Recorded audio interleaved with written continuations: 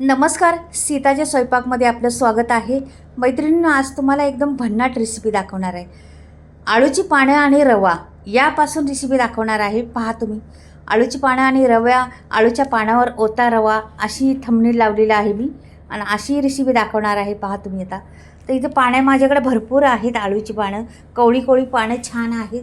तिचं पाठीमागचं जरासं थोडंसं जून झालेलं ते रेस असते ना, ती अशी शीर असते त्याची, ती काढून टाकायची आपल्याला, का की मध्ये यावं नाही म्हणून. ती अशी सर्व पानांची मी काढते. हे बघा, या पद्धतीने अशी सुरीनी मागची बाजू. भरपूर पानं आहेत माझ्याकडं, आणि त्या पानांची मी वड्या करणार आहे, पण रवा घालणार आहे त्याच्यात, आणि रव्याने करणार आहे. पहा मग कशा पद्धतीने होतील आणि किती टेस्टी लागणार आहे, काय लागणार आहे. रव्याचा वापर करणार आहे त्याच्यामध्ये मी. तर पहा तुम्ही कसा रवा घालणार आहे आणि कुठं किती वेळा घालणार आहे, किती रवा घालणार आहे, किती वापरणार आहे, हे संपूर्ण व्हिडिओ पाहिला तर कळेल तुम्हाला. पुढे गेल्यावर सगळं काही समजून तुम्हाला. पूर्ण व्हिडिओ पहा मैत्रिणींनो.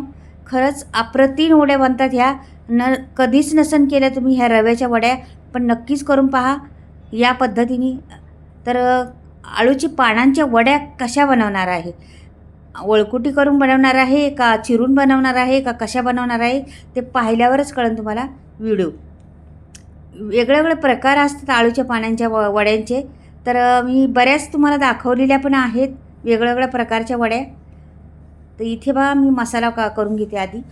तर 7-8 चांगल्या मिरच्या आहेत आपल्याकडं. भरपूर करायच्यात पानं आपल्याला वड्या करायच्यात. तर मिरच्या 7-8 घातलेल्या आहे. 1 इंच आल्याचा घातलेला आहे, आणि 10-12 पाकळ्या चांगल्या लसणाच्या घातलेल्या आहेत, आणि जिरं घातलेलं आहे. 1 चमचा भरून जिरं. ह्याला पाणी घालून वाटायचे आपल्याला. तर इथं मी घेतलेलं आहे भांडं, आणि हे बघा अशा पद्धतीने वाटलेलं आहे मी. तर इथे भांडं घेतलेलं आहे. हे पहा, ह्याच्यात आपल्याला रवा ओतायचा आहे. हे बघा, 1 वाटी रवा आहे, तो ओतून टाकला त्याच्यात. पहा, पूर्ण वाटी भरून रवा ओतलेला आहे मी. आणि आता पुढे टाकते मी 2 चमचे आपले पोहे खायचे चमचे आहे ना, ते चमचे आहेत. 2 चमचे पीठ घालणार आहे, कसलं बेसन पीठ. आणि 1 चमचा धणे पावडर 1.5 चमचा घातलेला आहे. आणि हळद टाकायची आपल्याला अर्धा चमचा. तर तुम्हाला क्वांटिटी किती आहे त्याच्यावर आहे. तर इथे मी ओवा घातलेला आहे, आणि 1.5 चमचा ओवा घातलेला आहे मी. पहा ह्याला. आणि आपल्याला सफेद तीळ घालायचे 2 चमचे भरून सफेद तीळ घालायचे. एवढं घालायचं, आणि हे हातानेच जरासं ओलव करायचं आपल्याला. मीठ घालायचं आपल्याला चवीनुसार. आणि मैत्रिणींना मी इथे ना लिंबू घातलं होतं, पण ते माझं स्किप झालेलं आहे. लिंबाचा वापर केलेला आहे मी आंबट होण्यासाठी.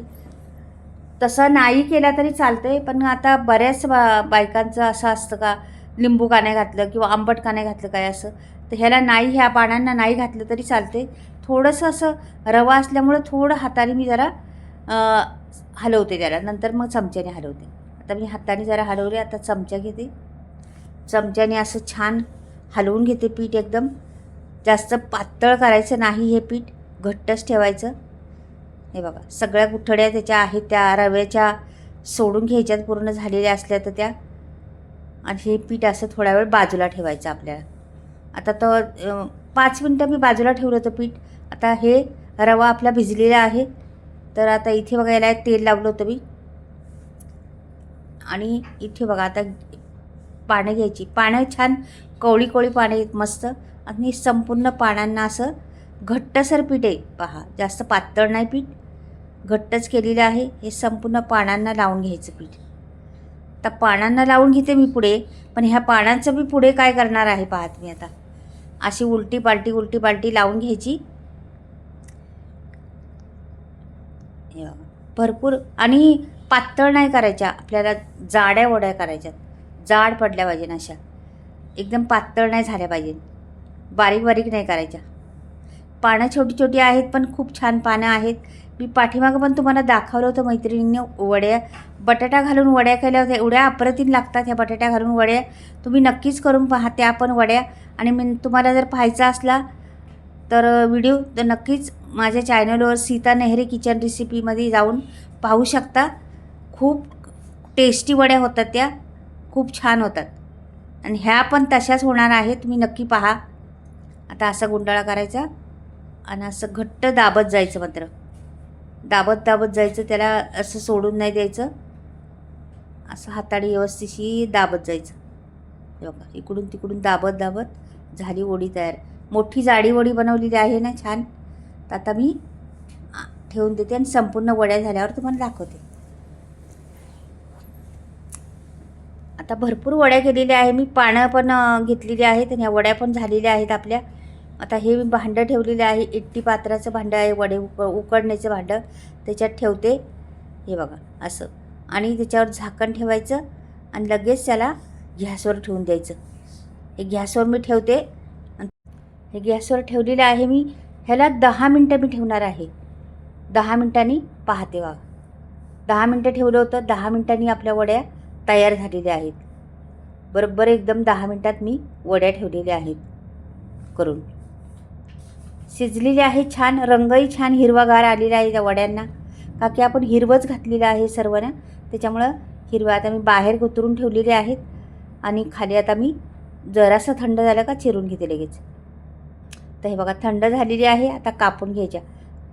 आपल्याला मोठ्या मोठ्या करायच्या, एकदम भरगच्च वडी आहे पहा. आणि ही वडी एवढी खमंग लागती, रवा घातल्यामुळं ती कुरकुरीतपणा पैदा होतं तिला आणि टेस्ट पण फार छान लागते. तुम्ही पहा, एकदा करून पहा रवा घालून. तुम्ही खरंच तुम्ही म्हणसान का पीठ नको वापरायला, रव्याच्याच करावं. एवढा छान लागतात ह्या रव्याच्या, खूप मस्त. आता मी इथं ठेवलेला आहे तवा, तव्यावर टाकते ह्या वड्या. शॅलो फ्राय करायच्या. तुम्हाला जर नुसती फोडणी देऊन टाकायच्या असले तरी पण टाकू शकता, आणि शॅलो फ्राय करायच्या तर शॅलो फ्राय करा, आणि एकदम डीप फ्राय करायचे असले तर डीप फ्राय पण करू शकता. एवढ्या कुरकुरीत लागतात, खूप टेस्टी. आणि ह्या वड्या तुम्ही जर शॅलो फ्राय केल्या ना, म्हणजे डीप फ्राय केल्या ना, 8 दिवस राहणार, काहीच होणार नाही त्याला. 8 दिवस अशा कुरकुरीत मस्त राहणार तुम्ही. आणि अशा जरी केल्या तरी 2 दिवस आरामशीर राहू शकतात. शॅलो फ्राय करून फोडणी देऊन केल्या तरी 2 दिवस राहू शकतात. अशा मस्त वड्या लागतात एकदम ह्या, खूप छान. तर नक्की करून पहा रव्याच्या वड्या ह्या वेळेस. एकदा तरी ट्राय करून पहा. अगदी अप्रतिम लागतात, कुरकुरीत होतात, खूप छान रंग येतो आणि माहीत पण पडत नाही हा रवा आहे का दुसरं बेसन पीठ घातले का काय घातले ते. एवढ्या टेस्टी होतात. तर एकदा ओतून पहा रवा, आणि रव्याचे करून पहा.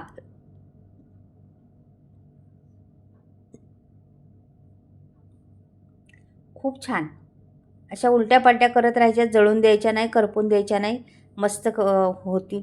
आणि मैत्रिणींनो, माझ्या जर तुम्हाला ह्या वड्या आवडल्या तर नक्की चॅनलला नवीन पाहत असाल तर सबस्क्राईब करा, लाईक करा आणि कमेंटमध्ये लिहून पाठवा मला कशा वाटल्या माझ्या ह्या वड्या. नवीन आयडिया आहे, नवीन काहीतरी वेगळं आहे. तर तुम्हाला आवडलं का हे नक्कीच मला कमेंटमध्ये सांगा. आणि कुठून पाहताय ते पण सांगा मला.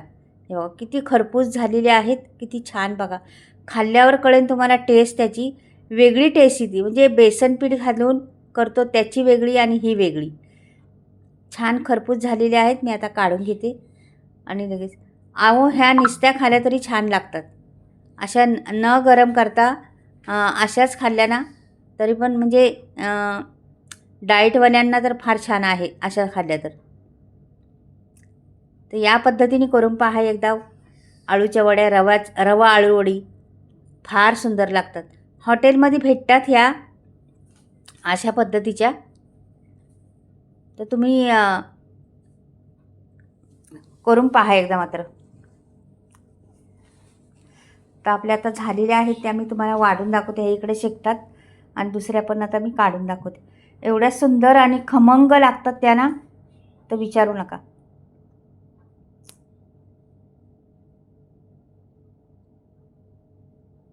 पहा किती सुंदर दिसतात. वाटतात का तरी रव्याच्या आहेत म्हणून. कुरकुरीत हे एकदम.